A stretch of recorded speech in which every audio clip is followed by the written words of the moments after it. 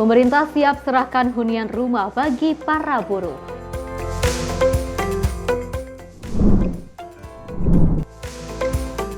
Indonesia-Rusia dorong dialog dan kerjasama strategis.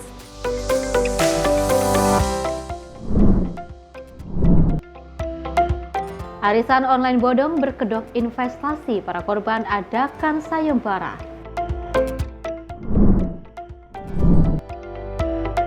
Pria mengamuk aniaya pegawai penjual pulsa berhasil ditangkap.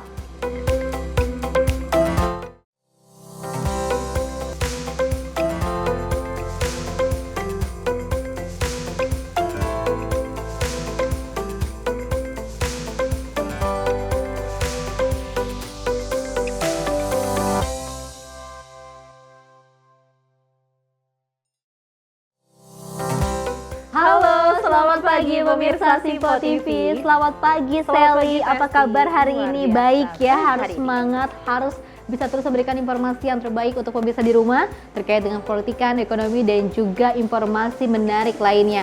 Pastinya pemirsa, kalau misalnya kita ketahui di mana tadi juga di headline yang kedua tadi sempat dibacakan oleh kita berdua terkait dengan arisan bodong ataupun investasi online bodong ini yang tadinya mau untung tapi malah buntung alias mendapatkan kerugian yang sangat luar biasa. Betul, dan pastinya kita berharap untuk masyarakat selalu berhati-hati. Terlebih kalau memang mau investasi ya baiknya ke tanah ataupun ke emas ya Vesti, ya, daripada harus kayak gini mengalami kerugian yang cukup banyak. Tentunya pemirsa, informasi menarik lainnya akan terus kami hadirkan. Ini dia Menyapa Pagi Simpo TV selengkapnya.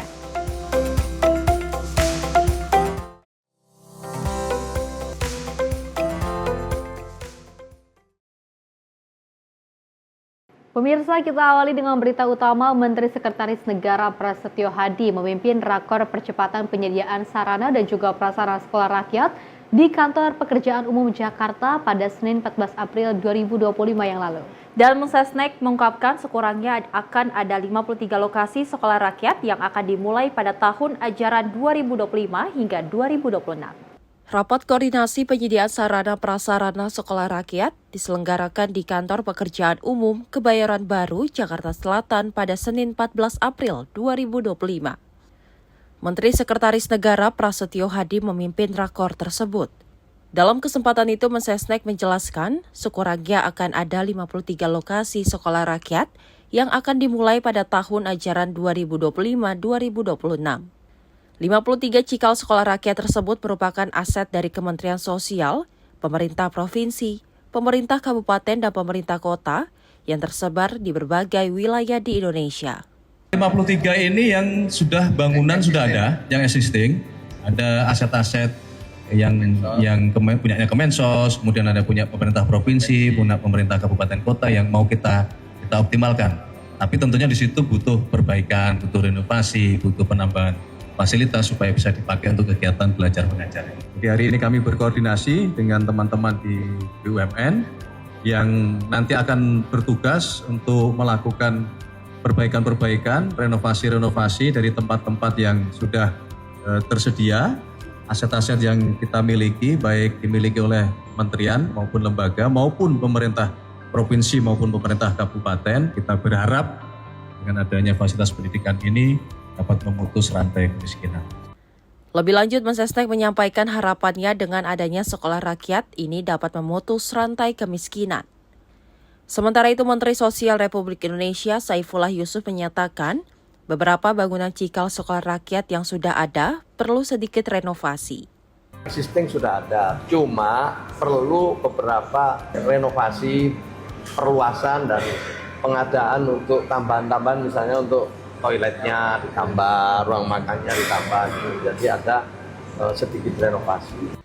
Selain Prasetyo, rakor penyediaan sarana prasarana sekolah rakyat tersebut juga dihadiri oleh Mensos Saifullah Yusuf, Wamensos Agus Jabo, Menteri Pekerjaan Umum Dodi Hanggodo, Wakil Menteri Pekerjaan Umum Diana Khusus Mastuti, dan perwakilan dari Kementerian BUMN.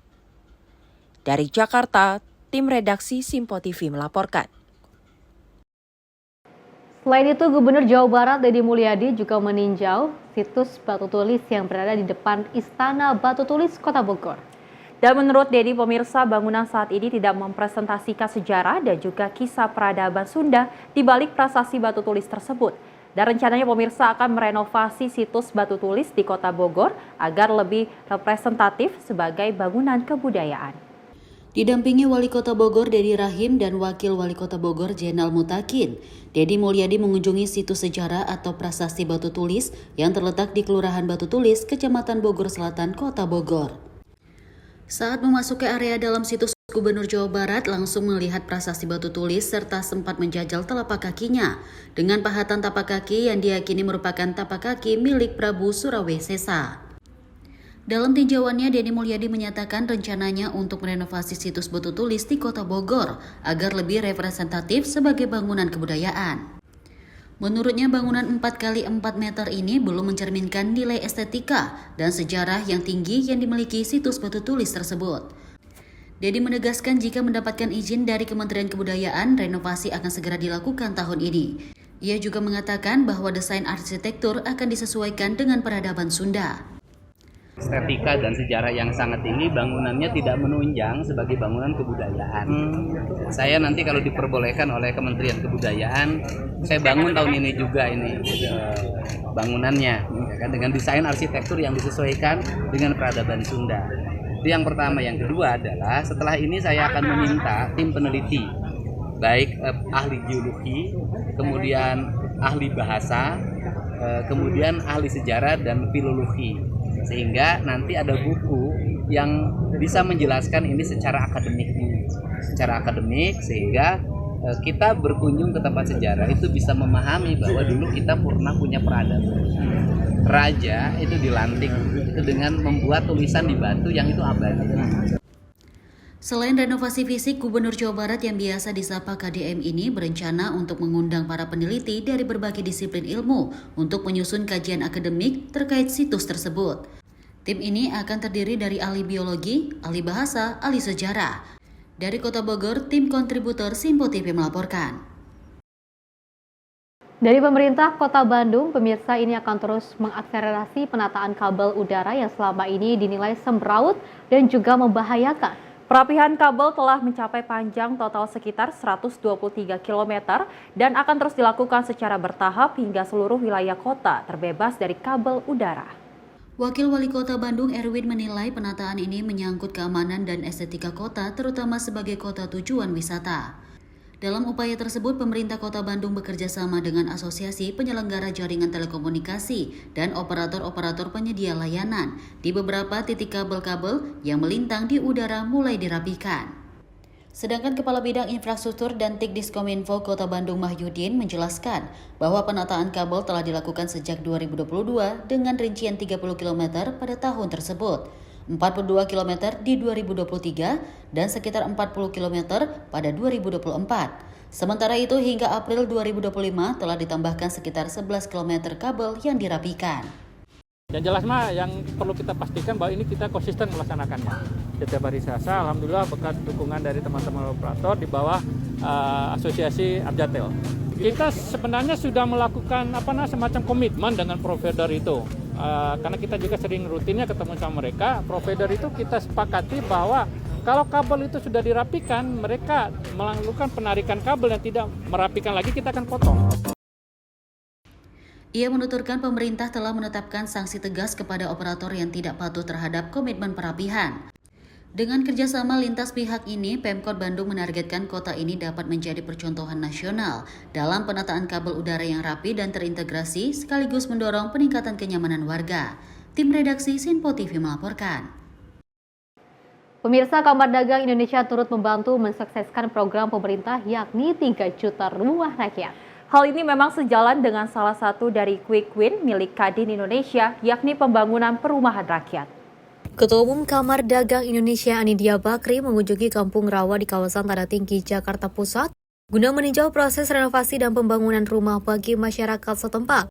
Pelaksanaan renovasi rumah ini memang dilakukan di kawasan tersebut, mengingat padatnya penduduk setempat sehingga menyebabkan aksesibilitas dan mobilitas yang terganggu.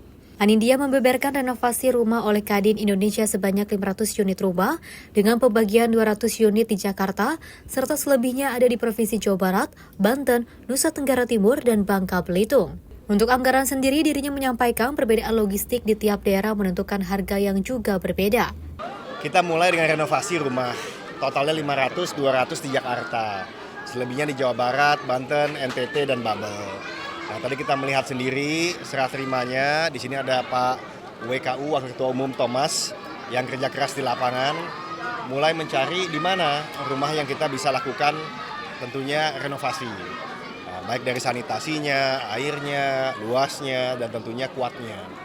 Jadi ini merupakan suatu hal yang kami banggakan dan kami akan lakukan lebih dan lebih lagi.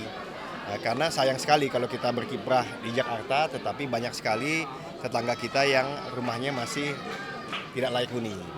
Jadi itulah salah satu dari 4 quick win Kadin yang kita ingin sampaikan sebelum 17 Agustus, ini malah lebih dulu dari 17 Agustus. Jadi yang pertama ini, yang kedua MBG, yang ketiga PKG, pemeriksaan kesehatan gratis, dan yang terakhir adalah tentunya tenaga kerja migran. Tapi yang penting hari ini adalah awal daripada bukti bahwa Kadin bukan saja berjuang untuk memperkuat pemerintah dari sisi kebijakan perdagangan dan juga investasi, tapi juga dari sisi memastikan bahwa perumahan ini bukan saja layak huni, tapi juga nanti industrialisasinya juga tercapai. Dari Jakarta, Max Azizul Hakim, Simpo TV melaporkan. Selain itu, pemerintah akan terus melakukan pembenahan kampung di sejumlah wilayah yang ada di Indonesia. Proses pembenahan itu pun dilakukan tanpa mengganggu APBN, namun bekerja sama dengan pihak swasta. Demi membangun 3 juta rumah di era kepemerintahan saat ini, Menteri Perubahan dan Kawasan Permukiman, Marwarar Sirait memastikan segala macam bentuk renovasi rumah di sejumlah wilayah di tanah air murni campur tangan pihak swasta. Menyoroti titik pembenahan kampung di kawasan Tanah Tinggi, Jakarta Pusat, pemerintah melakukan identifikasi rumah yang dapat direnovasi, menjalin komunikasi dengan masyarakat sekitar, serta membidik anggaran yang dipergunakan untuk keseluruhan pembangunan. Adapun pembangunan renovasi rumah ini dijelaskan tidak menggunakan dana pemerintah seperti APBN, APBD, hingga bantuan dari BUMN. Sejumlah unsur swasta yang ikut membantu proses renovasi rumah hingga membangun rumah ini seperti dari Yayasan Buddha Suci, pemilik Adaro Energi Boy Thohir, Barito Pasifik, Asra, dan masih banyak lagi. Saya berterima kasih kepada teman-teman pengusaha, Pak Anin, Pak Agwan, ya, Pak Boy Thohir, Pak Fuganto, kemudian juga Harum Energi, Pak Frey, kemudian berbagai macam kalangan yang banyak merenovasi dan membangun rumah untuk rakyat. Dari apa? Dari CSR. Kayak ini, dari mana uangnya? Tidak ada APBN, tidak ada BUMN, tidak ada APBD, ya, semuanya dari uang pengusaha. Ada feedback nggak Pak buat pengusaha yang mau terlibat? Apa? Ada feedback nggak untuk pengusaha yang mau terlibat? Feedbacknya ya, saya hargai. Terima kasih Pak Anin. Terima kasih. Feedbacknya ya. Rakyat, tepuk tangan buat Pak Anin. Melihat statistik data yang dibangun pihak swasta, pemilik Yayasan Buddha Suci, Sugianto Kusuma alias Aguan membeberkan pembangunan rumah di salah satu titik menghabiskan dana 150 juta dan apabila merenovasi rumah membutuhkan 30 hingga 50 juta rupiah. Yang dibangun Tangerang itu kira-kira satu rumah itu 100 juta. 250 rumah. Nah, itu kalau untuk direnovasi budgetnya 30 sampai 50 lain-lain per rumah. Rumah sini sekitar 30 sampai 50. Unitnya berapa? 500. Dari Jakarta, Max Azizul Hakim, Simpo TV melaporkan. Menjelang Hari Buruh Internasional, pemerintah telah menyiapkan sejumlah hunian rumah bagi kaum buruh di tanah air. Dan ada berbagai kriteria yang untuk para buruh agar memiliki hunian rumah dari pemerintah ini. Penyaluran hunian rumah bagi para buruh siap dilakukan pada tanggal 1 Mei mendatang. Pemilihan waktu ini sehubung dengan momentum May Day yang biasanya terjadi setiap tahun. Untuk itu, Menteri Perumahan dan Kawasan Permukiman Marwarar Sirait menerangkan, kuota sebanyak 100 kunci rumah akan diserahkan bagi kaum buruh yang memenuhi standar kriteria. Ara menegaskan pemberian hunian rumah bagi kaum buruh ini selaras dengan perintah Presiden Prabowo usai lawatan ke Qatar. Adapun kriteria tersebut antara lain belum memiliki rumah pribadi maupun tidak mendapatkan subsidi apapun dari pemerintah. memiliki penghasilan bulanan maksimal 8 juta rupiah, serta aktif sebagai peserta BPJS.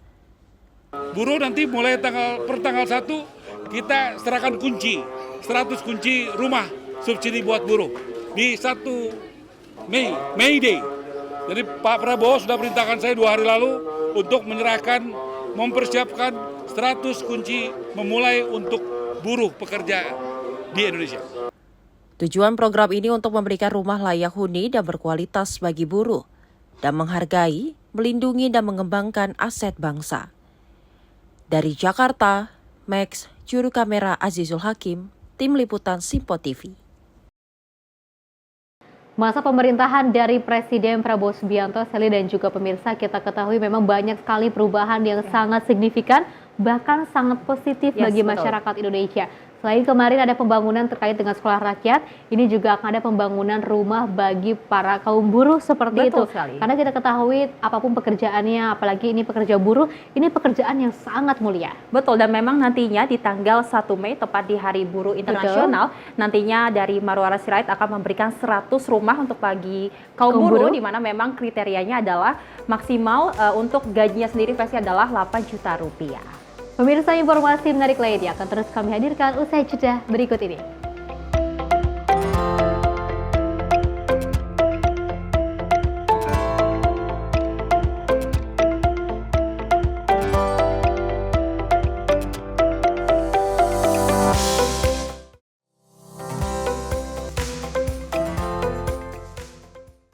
Halo, selamat pagi pemirsa Simpo TV. Selamat pagi Andi. Selamat pagi, Fen. Beragam informasi terbaru hadir menemani Anda sebelum memulai hari.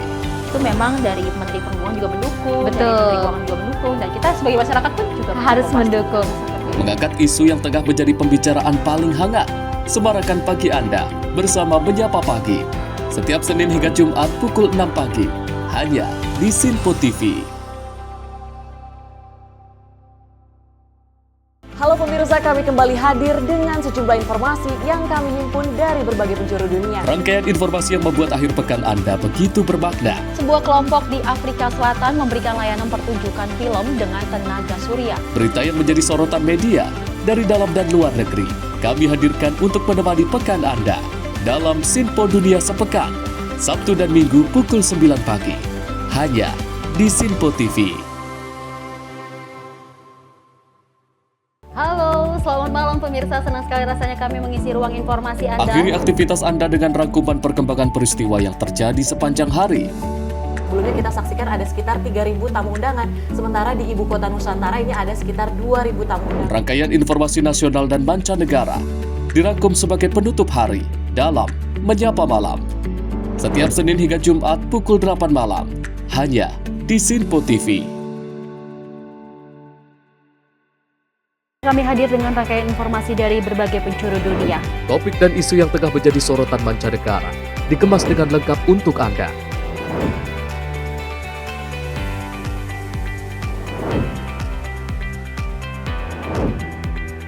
Peristiwa penting yang terjadi dari berbagai belahan dunia ini hadir dalam Simpo Dunia setiap Senin hingga Jumat pukul 7:30 malam hanya di Simpo TV.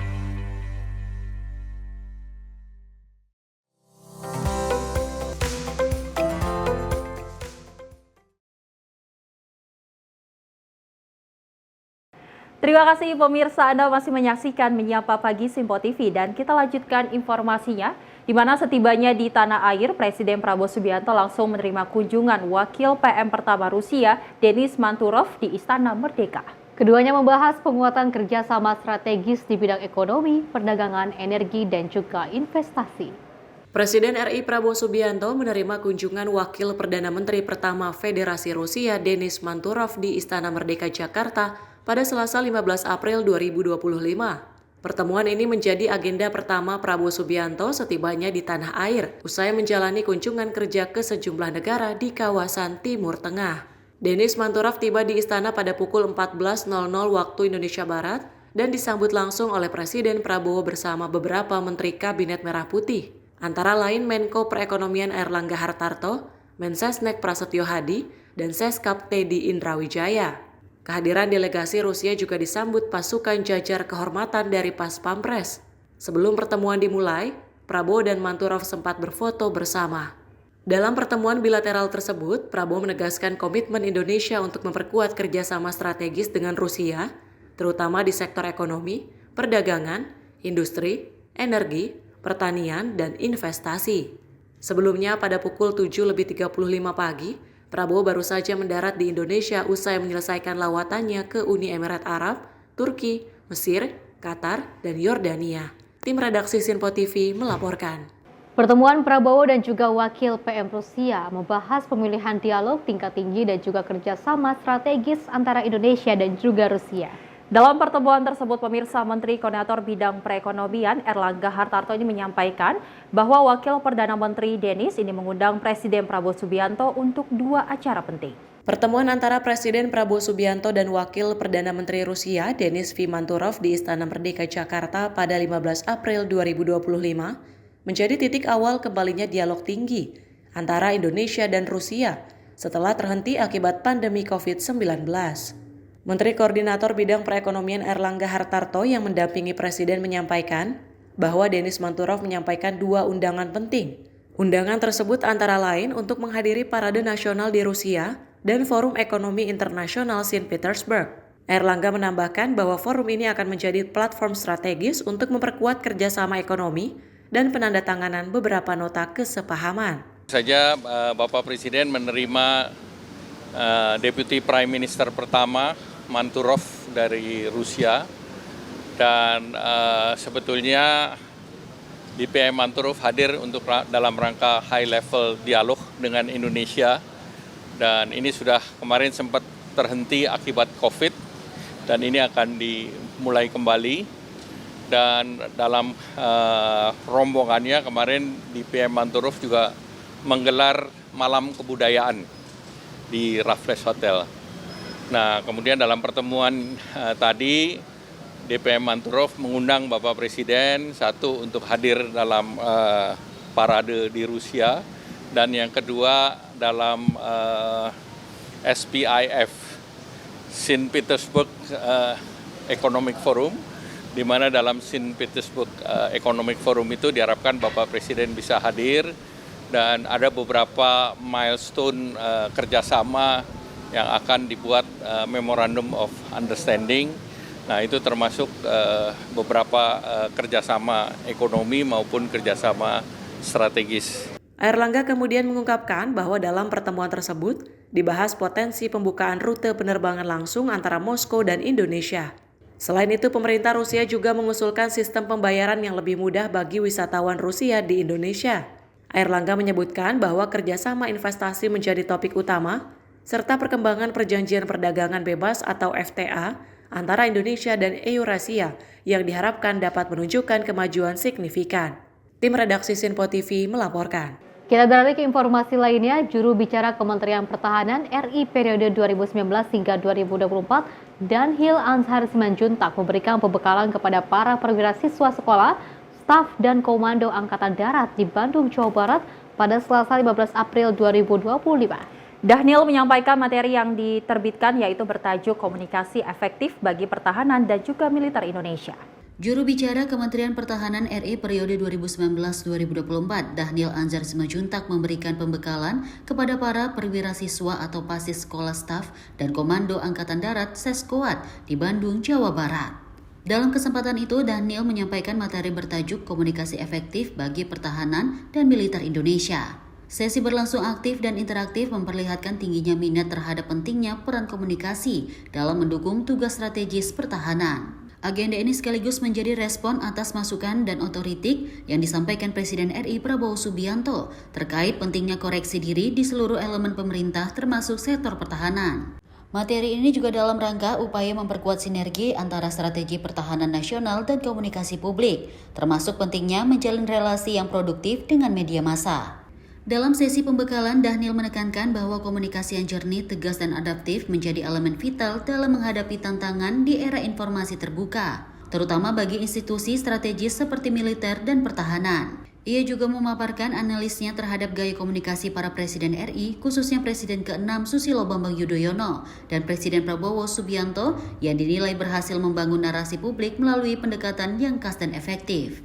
Kepada para pasis, Dhanil juga membagikan sejumlah tips dan catatan penting agar mereka bisa menjadi jubir yang kredibel serta memiliki karakter komunikasi yang kuat sesuai kepribadian masing-masing.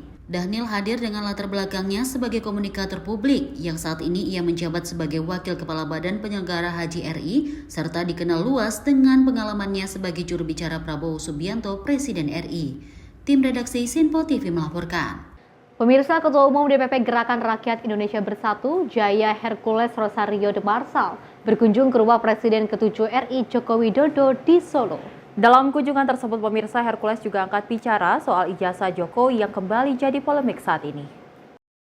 Ketua Umum Gerakan Rakyat Indonesia Bersatu Jaya Hercules Rosario de Marsal angkat bicara terkait tudingan ijazah palsu Presiden ke-7 RI Joko Widodo. Hercules menilai orang yang menuduh ijazah Jokowi palsu hanya cari sensasi dan membuat gaduh.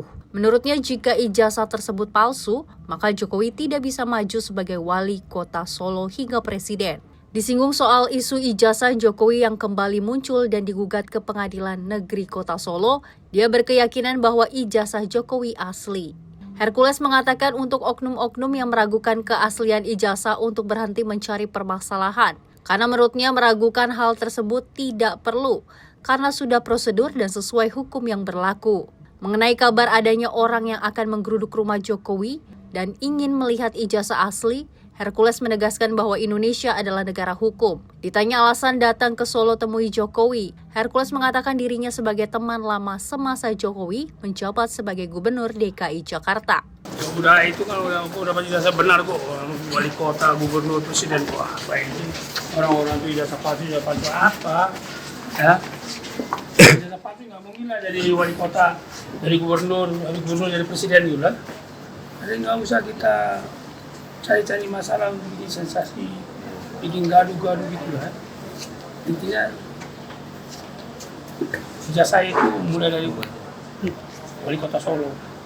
Berarti kepakai ijazah kan? Habis wali kota Solo gubernur DKI, kepakai ijazah kan? Habis gubernur DKI gubernur, kepakai ijazah kan? Diberitakan sebelumnya sejumlah pengacara yang tergabung dalam tolak ijazah palsu usaha nggak punya malu atau tipu UGM resmi melayangkan gugatan ijazah palsu Jokowi. Gugatan tersebut didaftarkan langsung di Pengadilan Negeri Kota Solo pada Senin 14 April 2025. Dari Solo, Jawa Tengah, Raditya Hermansyah, Sinpo TV melaporkan.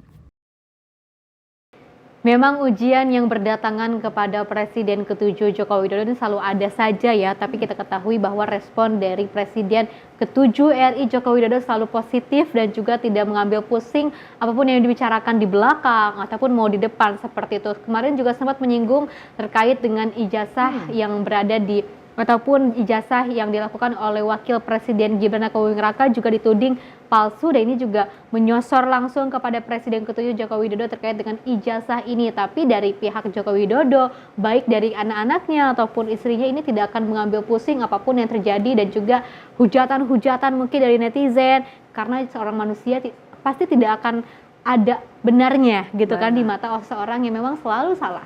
Dan memang kalau kita ketahui dari organisasi Grip Jaya juga mengatakan dari Hercules bahwa saya memang sudahlah nggak usah mengambil pusing lagi. Terlebih kalau dikatakan ijazah palsu, nggak mungkin Jokowi bisa menjadi wali kota Solo bahkan menjadi presiden. Jadi memang cukup masyarakat yang mempertanyakan bagaimana ijazah Jokowi, dan mending kita menata gimana Indonesia ke depannya lebih baik lagi.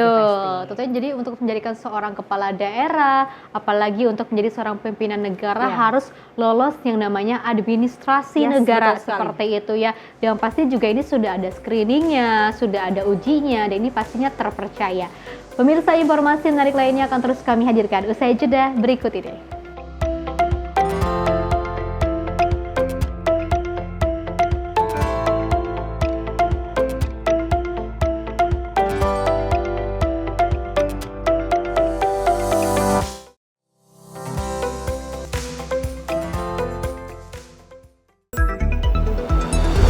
Jadilah yang pertama mengetahui perkembangan terkini seputar informasi dari lembaga parlemen. Punya data nasional, tidak ada satupun backup berarti kan? Tiba-tiba ada putusan yang nggak masuk akal dan seperti ini gitu. Kita ambilkan rekomendasi kepada KPK, periksa! Kami hadirkan informasi paling akurat, untuk mengawal setiap informasi dalam rapat komisi dan paripurna. Tentunya bersama saya Andi Rezaldi yang telah kami rangkum dalam program Sinpo Parlemen. Saya Arif Rifani. Saksikan Sinpo Parlemen setiap Sabtu pukul 6 pagi hanya di Sinpo TV. Kami hadir dengan rangkaian informasi dari berbagai penjuru dunia. Topik dan isu yang tengah menjadi sorotan mancanegara dikemas dengan lengkap untuk Anda.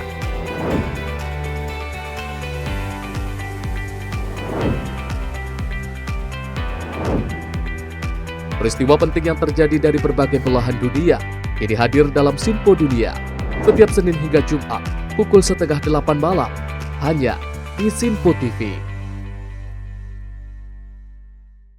Pemirsa Sinpo TV kembali hadir menemani Anda dengan berbagai informasi yang telah kami rangkum dalam sepekan. Sajian lengkap informasi sepekan kami hadirkan untuk Anda. Badan Legislasi DPR menemui masa unjuk rasa di depan gedung DPR RI Senayan, Jakarta. Menemani akhir pekan Anda bersama keluarga dengan rangkuman berita menyeluruh dalam Sinpo Sepekan setiap minggu pukul 6 pagi hanya di Sinpo TV. Halo pemirsa, kami kembali hadir dengan sejumlah informasi yang kami himpun dari berbagai penjuru dunia. Rangkaian informasi yang membuat akhir pekan Anda begitu bermakna. Sebuah kelompok di Afrika Selatan memberikan layanan pertunjukan film dengan tenaga surya. Berita yang menjadi sorotan media dari dalam dan luar negeri kami hadirkan untuk menemani pekan Anda dalam Sinpo Dunia Sepekan Sabtu dan Minggu pukul 9 pagi hanya di Sinpo TV.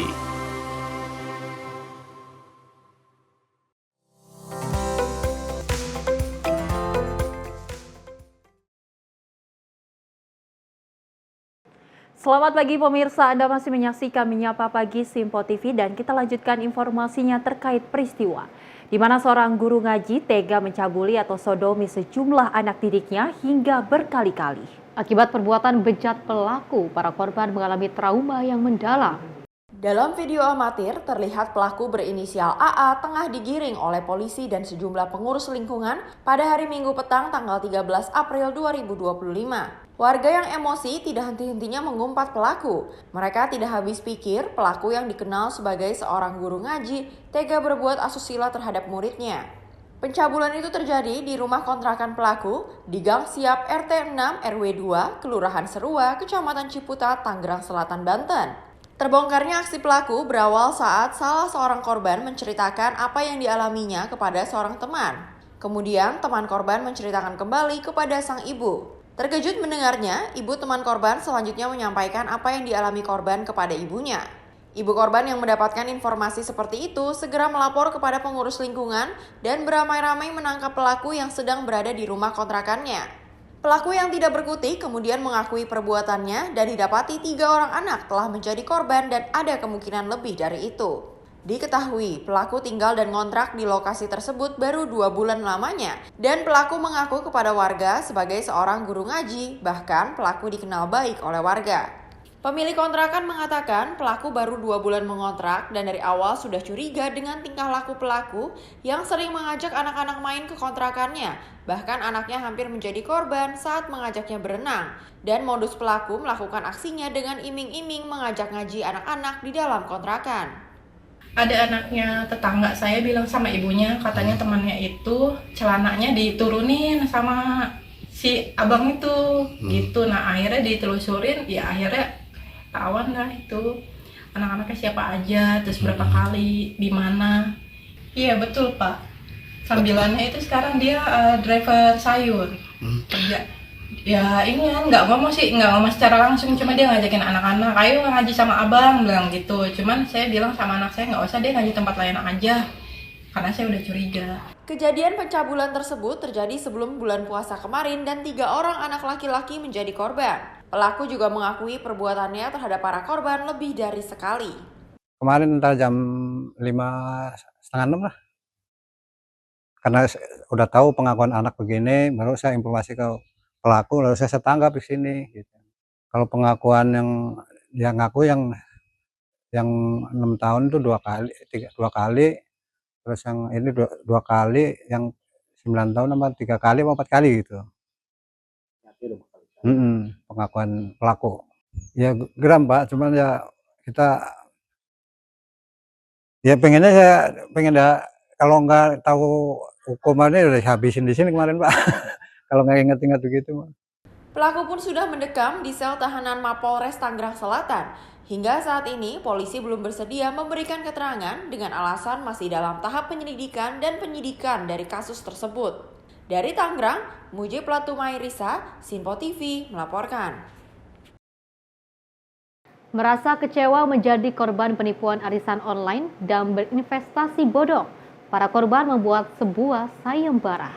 Isi sayembara itu pemirsa yakni bagi warga yang berhasil menemukan keberadaan ketua arisan dan membawanya ke Polres Metro Bekasi akan diberi uang imbalan sebesar 30 juta rupiah. Ketua Arisan Mega Amalia Ramadanti kini tengah diburu ratusan anggota arisan di Kabupaten Bekasi, Jawa Barat. Merasa kesulitan mencari keberadaan pelaku korban arisan online dan investasi bodong, membuat sayembara barang siapa yang berhasil menemukan ketua arisan langsung diserahkan ke pihak kepolisian akan diberikan uang imbalan 30 juta rupiah. Sejumlah korban sudah berupaya mencari keberadaan ketua arisan, bahkan mendatangi rumah terduga pelaku namun tidak ditemukan. Diduga ketua arisan sudah melarikan diri hingga saat ini tidak diketahui keberadaannya. Sejumlah korban yang merasa tertipu sudah melaporkan Ketua Arisan Mega Amalia Ramadanti terkait penipuan dan penggelapan uang ke Polres Metro Bekasi. Saat ini kasusnya dalam penyelidikan pihak kepolisian, 3 orang saksi sudah dimintai keterangan.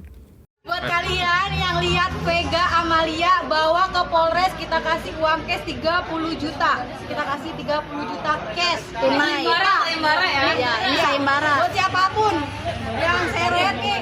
Bentar, aku kasih nomor telepon aku, yang nemuin Vega dikasih 30 juta cash. Nanti orangnya udah kabur, bisa gimana? Ditungguin. Ada orangnya di depan mata, kita kasih cash 30 juta. Itu 30 juta dari investor terbesar, belum dari admin-admin yang lain. Itu baru dari investor terbesar. Bilang aja, baru admin-admin yang lain, belum itu lain. Ini 30 juta dari investasi terbesar, 1M. Nah, kalau dari member-member lain nanti pasti dikasih lagi. Yang penting di depan muka kita ngeliat si Vega keseret ke jagain jadi. Untuk kasus penipuan online atau arisan online ini, kemarin sudah ada 1 laporan dan menyusul lagi ada laporan lagi dengan kerugian lebih ya ratusan juta juga. Ya, laporan ini sudah kita terima, akan kita tindak lanjuti ke depannya. Dari 2 laporan itu tentunya kita melihat data awal dulu, berarti ada 2 korban ya. Tapi apakah dari 2 korban ini kemungkinan juga masih bisa berkembang ke korban-korban lainnya. Belum bisa kita rinci lagi, tapi memang sudah mencapai ratusan juta. Iya, silakan melapor ke SPKT Polres Metro Bekasi, pasti akan kita tindak lanjuti. Diketahui ratusan orang tertipu arisan online dan investasi bodong dengan kerugian diperkirakan 5 miliar rupiah. Rata-rata para korban tergiur dengan iming-iming dengan keuntungan besar. Saat ini kasusnya masih dalam proses penyelidikan Polres Metro Bekasi. Dari Bekasi, Muhammad Ridwan, Sinpo TV melaporkan. Peristiwa lainnya, aksi pencurian sebuah etalase kaca penjual nasi uduk terekam kamera pengawas milik warga di wilayah Cengkareng, Jakarta Barat. Pelaku akhirnya berhasil ditangkap warga dan sempat menjadi bulan-bulanan warga yang geram atas ulahnya. Inilah detik-detik 2 orang pelaku melakukan aksi pencurian etalase kaca milik seorang penjual nasi uduk di Jalan Nusa Raya RT 08 RW 03, Cengkareng Timur, Cengkareng, Jakarta Barat. Dengan santainya, kedua pelaku mengambil etalase tersebut dengan berboncengan mengendarai sepeda motor. Menurut korban, saat ditemui di lokasi kejadian, aksi pencurian tersebut terjadi pada dini hari, sekitar pukul 1 di saat warga tengah beristirahat. Salah satu warga yang saat itu melihat mereka dan mencurigai gerak-geriknya, kemudian menanyakan para pelaku terkait etalase kaca yang mereka bawa. Tadi gubris warga yang memergokinya langsung meneriakinya. Panik karena aksi dipergoki warga, pelaku lantas ditancap gas dan membuang hasil curiannya sehingga etalase hasil curiannya hancur berantakan. Akhirnya para pelaku berhasil diamankan warga ke pos RW setempat, sebelumnya sempat menjadi bulan-bulanan warga setempat. Namun karena salah satu pelaku merupakan kerabat dari tetangga korban, korban akhirnya menyelesaikannya secara kekeluargaan dengan cara diberikan ganti rugi oleh pihak keluarga dari pelaku. Etalase sih yang buat jualan di sini. Itu kemarin malam. Jamnya? Jam 1, 2 orang. Oh. Itu ibu kenal nggak dari ciri-ciri yang terekam di kamera? Enggak sih, nggak kenal, bukan orang sini. Bukan orang sini, kita juga kenal. Itu kan ceritanya gini, dia lagi main HP tuh depan pintu di situ tuh. Ya, tiap hari juga dia kayak gitu. Kalau malam main HP aja gitu. Terus biasanya kan ada yang minjem tuh anak gudang, adik saya sih buat apa sih wedding gitu kan. Dikira karyawannya adik saya, tapi kok nggak kenal. Loh kan, makanya dia kan bangun tuh. Kamu maling ya, maling katanya gitu. Terus diteriakin maling. Pas dia di tanah minyak itu, dia ada motor tuh, si Ardi tuh. Siapa itu maling? Dikejar lah tuh malingnya. Dikejar sampai dapatnya di RW 12 tuh di situ. Udah dikebukin di situ. Enggak pecah. Oh, pecah. Dibuang. Dibuang. Berantakan pecah udah. Lokasi dibuangnya nggak jauh dari tempat kejadian? Lumayan jauh. Pas gang kecil ya dibuangnya. Karena apa? Nggak bisa masuk kan motor. Iya. Meski masalah tersebut telah diselesaikan secara kekeluargaan, namun para pelaku belum bisa bernafas lega. Pasalnya pihak kepolisian kini masih menyelidiki motor yang mereka gunakan lantaran tidak mengantongi kelengkapan dokumen surat kendaraan. Dari Jakarta, kontributor Simpo TV melaporkan. Pemirsa, seorang juru parkir liar meronta hebat hingga harus digendong paksa polisi lantaran menolak diamankan saat tengah menjaga lahan parkir di kawasan Pasar Tanah Abang, Jakarta Pusat pada Selasa sore. Razia digelar petugas Reserse Kriminal Polsek Metro Tanah Abang menyusul viralnya video seorang pengunjung terkejut karena diminta tarif sebesar Rp60.000 untuk jasa parkir liar. Seorang jukir liar ini seketika meronta saat diamankan petugas Reskrim Polsek Metro Tanah Abang di kawasan Blok G Pasar Tanah Abang, Jakarta Pusat. Rontaan yang kian hebat karena menolak diamankan membuat petugas harus menggendong paksa jukir liar berambut gondrong tersebut. Selain si gondrong, petugas juga mengamankan 4 jukir liar lainnya yang juga tengah menjaga lahan parkir liar. Dari tangan mereka, polisi mendapati uang tunai hampir Rp600.000 hasil menjaga lahan parkir liar. Perharinya, sang jukir liar mengaku mampu meraup penghasilan hingga Rp500.000 dengan tarif parkir sebesar Rp30.000 hingga Rp50.000 untuk kendaraan roda 2 dan 4. Rp7.000? Iya. Dasarnya kamu apa? Saya sih ikut kerja pada Daeng aja, Pak. Daeng siapa? Pada Daeng yang di sini nih. Mana dia ada kontribusinya buat ini enggak? Ya saya hanya punya cuma kerja, Pak. Saya tidak tahu. Berapa setoran Daeng? Nggak nentu. Berapa biasanya? Kadang 500, kadang 400 lebih. Sehari 500.000? Iya. Lu dapat berapa sehari? Saya dikasih 100.000. Itu udah bersih, udah makan, udah apa, Pak. Berarti minimal 500.000 per hari? Iya. Sudah berapa lama? Saya baru semenjak bulan puasa aja tuh. Sampai sekarang. Berapa orang biasanya? Saya 1 orang, Pak. Razia digelar menyusul viralnya video seorang wanita pengunjung Pasar Tanah Abang yang terkejut karena dimintai tarif sebesar Rp60.000 untuk jasa parkir liar kendaraannya. Sayangnya polisi mengaku kesulitan memproses keluhan masyarakat lantaran tidak adanya korban yang membuat laporan resmi. Ya, yang jelas kita melakukan pengamanan terhadap beberapa petugas parkir. Kita nanti akan kita akan interogasi, kita tanya apa-apa yang sudah dilakukan. Memang menjadi kendala kita kadang-kadang adalah ketika kita mengamankan begini, kendala kita di korban itu. Korban tidak melakukan pelaporan. Yang kemudian kadang-kadang kita temukan pelakunya, korbannya ada, korbannya nggak mau ribet, nggak mau melanjutkan laporan ini karena memang mereka menganggap terlalu urusannya panjang gitu. Berapa orang yang diamankan? Kita mengamankan sekitar 5 orang. Mereka terkoordinir? Oh tidak. Kalau dari kena pemaksa atau gimana? Biasanya mereka memberikan harga yang sesuai dengan mereka sebut saja. Berapa biasa kisaran? Seperti yang viral kemarin, sekitar 60.000. Guna diperiksa lebih lanjut, kelima jukir liar tersebut kemudian dibawa petugas ke Polsek Metro Tanah Abang. Bagi para pengunjung yang ingin berbelanja di Pasar Tanah Abang, diimbau agar menggunakan lahan parkir resmi yang telah disediakan agar tidak menjadi korban pemaksaan tarif parkir oleh para juru parkir liar. Dari Jakarta, kontributor Simpo TV melaporkan.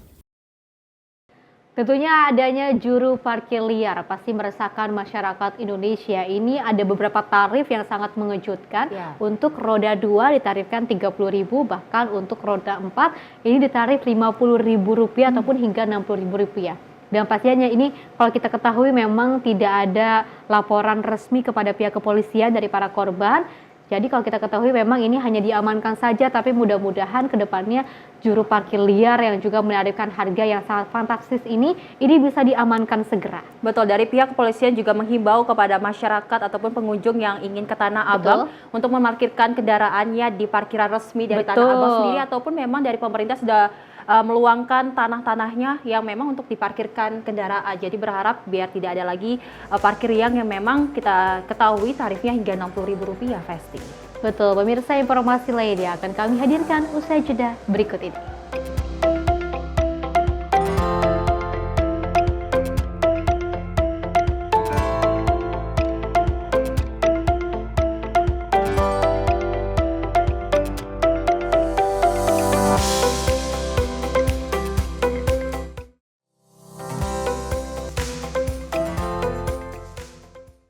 Halo, selamat pagi pemirsa Simpo TV. Selamat pagi Andi. Selamat pagi, Fes. Beragam informasi terbaru hadir menemani Anda sebelum memulai hari. Itu memang dari Menteri Perhubungan juga mendukung, Betul. dari Menteri Keuangan juga mendukung, dan kita sebagai masyarakat pun juga harus mendukung. Mengangkat isu yang tengah menjadi pembicaraan paling hangat. Semarakan pagi Anda bersama Menyapa Pagi. Setiap Senin hingga Jumat pukul 6 pagi. Hanya di Simpo TV. Halo pemirsa, kami kembali hadir dengan sejumlah informasi yang kami himpun dari berbagai penjuru dunia. Rangkaian informasi yang membuat akhir pekan Anda begitu bermakna. Sebuah kelompok di Afrika Selatan memberikan layanan pertunjukan film dengan tenaga surya. Berita yang menjadi sorotan media dari dalam dan luar negeri.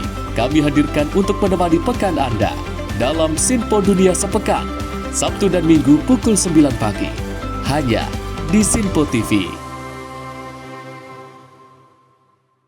Halo, selamat malam pemirsa. Senang sekali rasanya kami mengisi ruang informasi Anda. Akhiri aktivitas Anda dengan rangkuman perkembangan peristiwa yang terjadi sepanjang hari. Sebelumnya kita saksikan ada sekitar 3.000 tamu undangan, sementara di Ibu Kota Nusantara ini ada sekitar 2.000 tamu undangan. Rangkaian informasi nasional dan mancanegara dirangkum sebagai penutup hari dalam Menyapa Malam. Setiap Senin hingga Jumat pukul 8 malam, hanya di Simpo TV. Kami hadir dengan rangkaian informasi dari berbagai penjuru dunia. Topik dan isu yang tengah menjadi sorotan mancanegara dikemas dengan lengkap untuk Anda.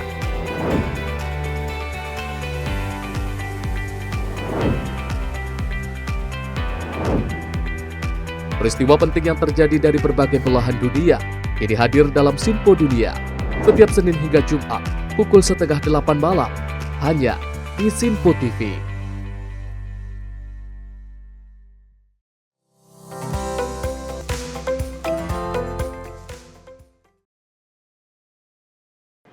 Masih bersama kami pemirsa dalam Menyapa Pagi Simpo TV, dan kita lanjutkan informasinya di mana tim DVI Polda Papua berhasil mengidentifikasi 11 jenazah pendulang emas yang dianiaya kelompok kriminal bersenjata di distrik Seradala, Kabupaten Yahukimo. Ke-11 jenazah yang tidak dimungkinkan untuk dikirim ke kampung halaman akhirnya dimakamkan secara massal di Dekai. Setelah melalui proses identifikasi, 11 jenazah pendulang emas akhirnya diserahkan ke pihak keluarga untuk dimakamkan. Kondisi jenazah yang sudah membusuk akhirnya diputuskan untuk dimakamkan secara massal di kota Dekai Yahukimo. Kepala Operasi Satgas Damai Kartens, Brigjen Pol Faisal Ramadhani mengatakan, keputusan pemakaman massal diambil setelah kondisi jenazah yang sudah tidak memungkinkan untuk dipulangkan ke kampung halaman. Dari Forkominda Yahukimo, kemudian pihak keluarga akan diserahkan ke pihak keluarga untuk jenazah dimakamkan di Dekai karena kondisi jenazah yang sudah tidak terlalu bagus untuk dibawa ke wilayahnya seperti itu. Identitas semuanya sudah dilaporkan, teridentifikasi semuanya. Jadi semuanya sudah ada identifikasinya.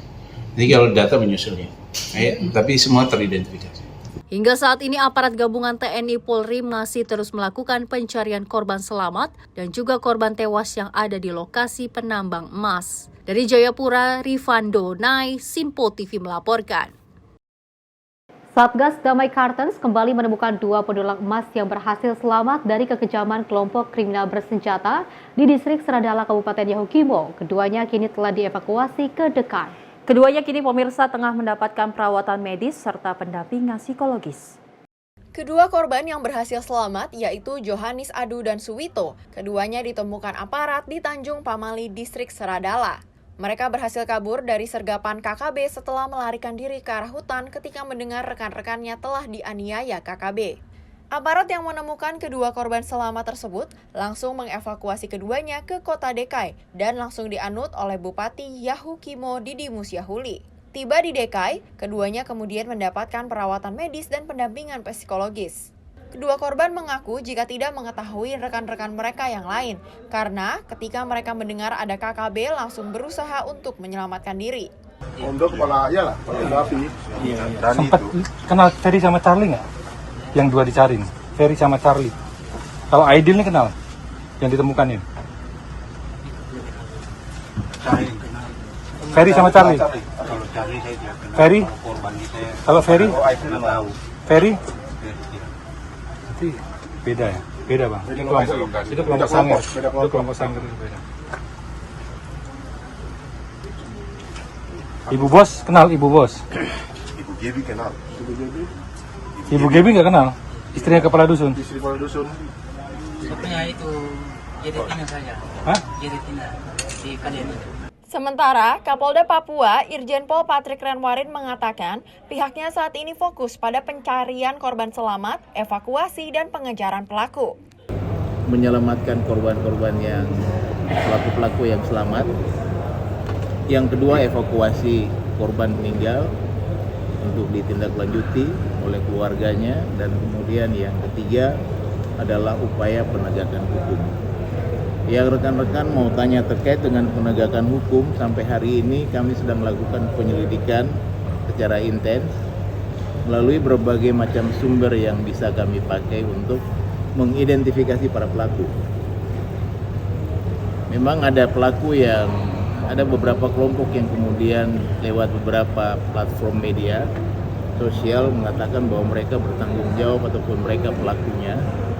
Tetapi bagi kami itu bukanlah merupakan suatu alat bukti. Karena pada dasarnya hasil olah TKP dan keterangan saksi serta alat bukti yang ditemukan di TKP itulah yang menjadi patokan kita untuk menetapkan siapa sebetulnya tersangka ataupun pelaku yang melakukan pada saat kejadian tersebut. Hingga saat ini, total 15 jenazah telah berhasil dievakuasi ke DKI dan 12 diantaranya telah diserahkan ke pihak keluarga untuk dimakamkan. Dari Jayapura, Papua, Rifando Nai, Sinpo TV melaporkan.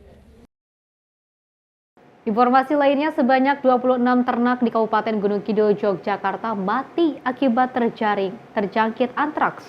Selain itu, pemirsa, 3 orang warga juga dinyatakan positif antraks setelah melakukan kontak langsung dengan hewan yang terjangkit antraks. Sebanyak 26 ternak yang terdiri dari sapi dan kambing di Desa Tileng, Kecamatan Garisubo, dan Desa Bohol, Kecamatan Rongkop, mati setelah terjangkit antraks.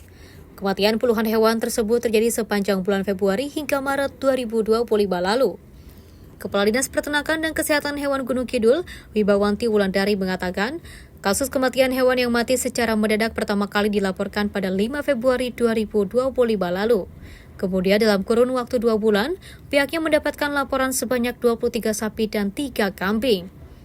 Dinas Peternakan dan Kesehatan Hewan Gunung Kidul kemudian langsung mengambil sampel dari hewan yang mati untuk diperiksa di laboratorium.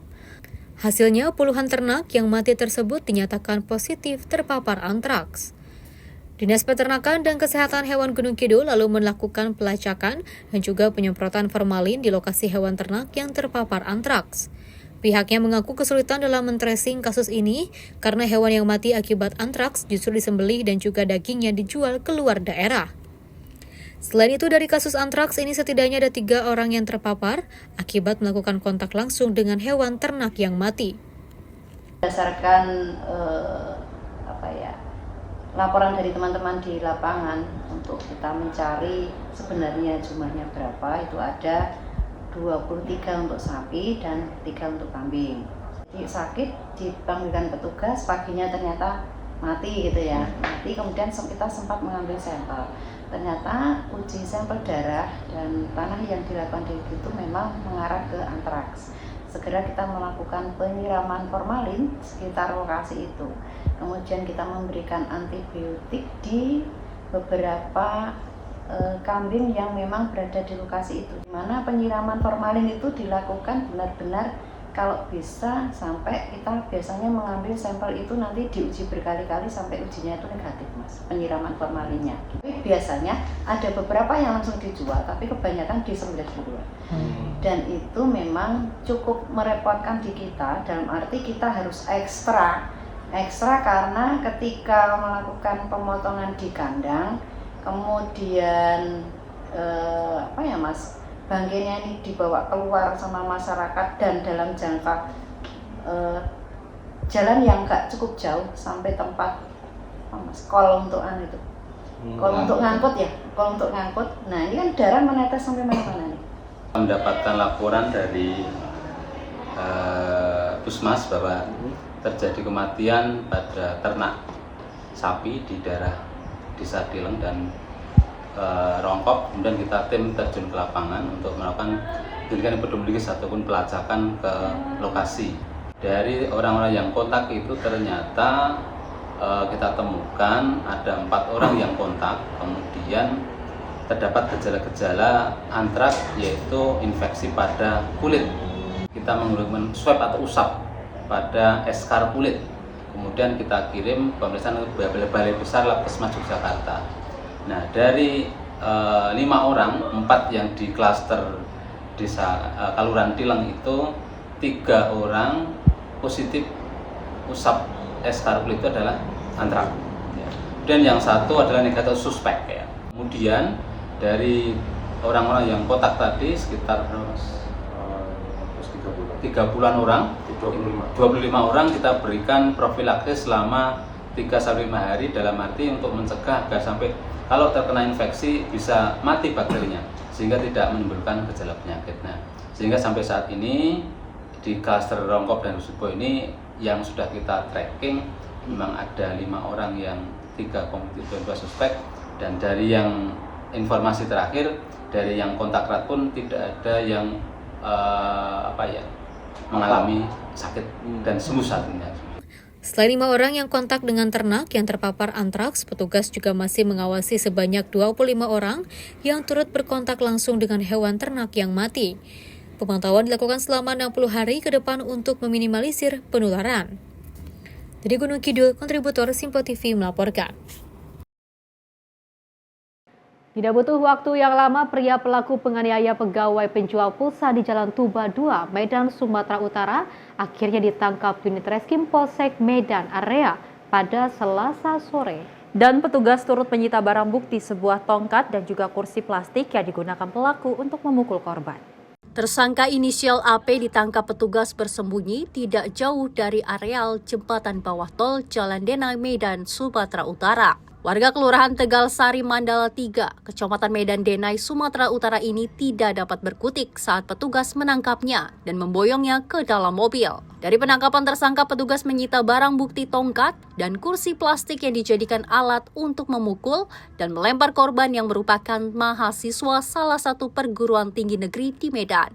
Kapolsek Medan Area Kompol Himawan pada Selasa malam mengatakan dari hasil pemeriksaan petugas, tersangka mengaku emosi dengan korban karena transfer uangnya melalui top-up dompet digitalnya belum terkirim. Terduga pelaku inisial AP yang berusaha membeli top-up melalui Dana, namun pelaku ini mengakui belum menerima bukti kiriman sehingga emosi dan marah kepada penjual, yaitu selaku pelapor ataupun korban, dan melakukan pemukulan menggunakan kayu, dan korban yang mengalami beberapa luka di siku maupun di punggungnya, dan sempat dilempar juga kursi. Sebelumnya, video tersangka mengamuk dan memukuli pegawai toko penjual pulsa inisial MKC viral di media sosial. Peristiwa tersebut terjadi di toko penjualan pulsa tempat korban bekerja di Jalan Tuba 2 Medan, Sumatera Utara pada Minggu dini hari sekitar pukul 2 waktu Indonesia bagian Barat. Akibat penganiayaan tersebut, korban mengalami luka memar di tangan dan juga punggung. Akibat perbuatan tersangka, korban kemudian membuat pengaduan ke Polsek Medan area. Dari Medan, Sumatera Utara, kontributor Sinpo TV melaporkan. Pemirsa, rencana penutupan dan juga pembongkaran tempat khusus parkir TKP Abu Bakar Ali di kawasan Malioboro, Yogyakarta mengalami penundaan. Semula dijadwalkan pada pertengahan April, kini penutupan diundur hingga 28 April 2025. Gubernur Daerah Istimewa Yogyakarta Sri Sultan Hamengkubuwono X memberikan pesan tegas agar masyarakat Yogyakarta yang terdampak tidak sampai diterlantarkan. Sultan menekankan pentingnya mencari alternatif pilihan untuk tempat parkir yang baru, sekaligus memikirkan nasib para juru parkir yang selama ini mencari nafkah di kawasan tersebut. Bagi wisatawan yang kerap menyambangi kawasan Malioboro, Kota Yogyakarta, tentu tak asing dengan tempat parkir Aba ini. Lokasinya strategis. Di sisi utara persis berdekatan dengan akses masuk utama Jalan Malioboro. Namun rencananya area parkir tersebut bakal dibongkar oleh pemerintah daerah istimewa Yogyakarta. Bertepatan dengan selesainya masa kontrak para pelaku usaha yang beraktivitas di area tersebut pada tanggal 28 April 2025. Pembongkaran tempat parkir Aba dilakukan untuk mewujudkan kawasan low emission zone atau kawasan rendah emisi di area Malioboro yang menjadi bagian sumbu filosofi yang ditetapkan UNESCO sebagai warisan budaya tak benda dunia sejak 2023 lalu. Nantinya pemerintah DIY pun berencana menggunakan bekas area parkir Aba difungsikan sebagai ruang terbuka hijau atau RTH. Beberapa lokasi sudah disiapkan untuk merelokasi parkir, beserta juru parkirnya yakni Terminal Giwang, tempat parkir Kedatan, dan lokasi parkir sementara di Stadion Mandala, Krida. Gubernur Daerah Istimewa Yogyakarta, Sri Sultan Hamengkubuwono X memberikan pesan tegas agar masyarakat Yogyakarta yang terdampak tidak sampai diterlantarkan. Sultan menekankan pentingnya mencari alternatif pilihan untuk tempat parkir yang baru, sekaligus memikirkan nasib para juru parkir yang selama ini mencari nafkah di kawasan Aba. Rasa empati pada masyarakatnya sendiri itu harus ada dengan tulus ikhlas. Problem yang terjadi untuk tempat parkir misalnya gitu. Tapi bagaimana tempat parkir itu bisa kita selesaikan seperti di utara Garuda itu dengan baik, tapi pesan saya hanya satu, jangan rakyat Jogja itu diterlantarkan. Ya, itu aja. Cari alternatif pilihan untuk tempat parkir. Tapi dengan kami melakukan sementara ini untuk Mandala Krida sama itu bukan pengertiannya itu permanen. Jadi harus ada alternatif. Ya, mungkin di selatan karena Kota Madya punya tempat untuk parkir, ya dianggarke secepatnya gitu. Hingga saat ini Pemda DIY berkoordinasi dengan pemerintah kota Yogyakarta guna menyiapkan lokasi parkir sementara sambil mematangkan solusi jangka panjang. Terlebih penutupannya diundur karena kontrak sewa pengelola asetnya diperpanjang sampai 28 April 2025. Dari Yogyakarta, kontributor Sinpo TV melaporkan.